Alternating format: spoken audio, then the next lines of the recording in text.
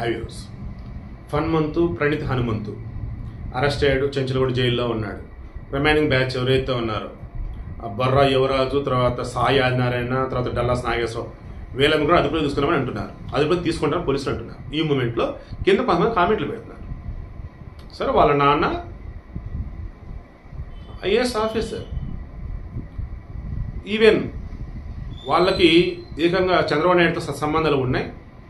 ఇంకేముందండి, ఈజీగా అసలు వాళ్ళు ఇంకా బయటకు వచ్చేస్తారు అతను అని అంటే, కొంతమంది ఏకంగా అతను కమ్మ క్యాస్ట్, కమ్మోళ్ళు అతను ఇంకొక బయటకు వచ్చేస్తాడు అని చెప్పేసి అలా మాట్లాడాడు.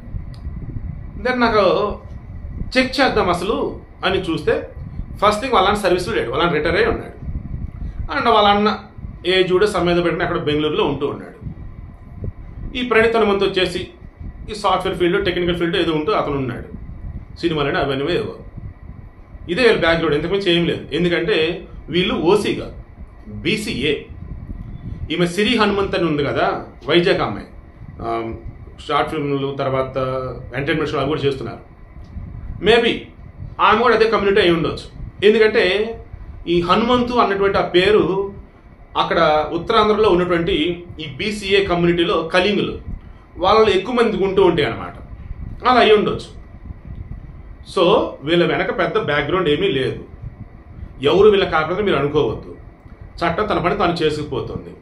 సిరి హనుమంత్ ఇదే కమ్యూనిటీ ఏంటో నాకు తెలియదు కానీ, బట్ ఆమె ఉత్తరాంధ్ర కాబట్టి మేబీ ఆమె కూడా అన్నట్టు నేను అన్న తప్ప వేరేది కాదు. So coming to Praneeth Hanumanthu, మీరు ఎవరైతే లోన మదనపడుతూ ఉన్నారు వీడు బయటకు వచ్చేస్తాడు, వీడు ఓసీ ఓసీ ఓసీ అని కాదు. ఓసీ అయినా, బీసీ అయినా, ఎస్సీ అయినా, ఎస్టీ అయినా ఎవరైనా కానీ చట్టం తన పని తాను చేసుకుపోయే విధంగా తెలంగాణలో ఉంది, ఏపీలో కూడా ఉండిద్ది. ఈ ప్రణీత్ హనుమంతు వాడిని ఎవడో కాపాడడానికి ముందుకు రాడు, అంతా కూడా విసిగిపోయి ఉన్నారు. అండ్ సింపుల్గా క్లోజ్ చేస్తున్నా, ఇంకోసారి క్యాస్ట్ని బేస్ చేసుకొని వాడు బయటకు వస్తాడు, క్యాస్ట్ని బేస్ చేసుకొని వాడు ఏం చేస్తా చెల్లిద్ది అని దయచేసి ఫస్ట్ మీ మైండ్లో ఉంచకండి. దాన్ని తీసి అవతల పడేయండి. అప్పుడే మీరు కూడా ధైర్యంగా ఉండగలుగుతారు. అప్పుడే మీరు ఎవరినైనా సరే ఈక్వల్గా చూడగలుగుతారు.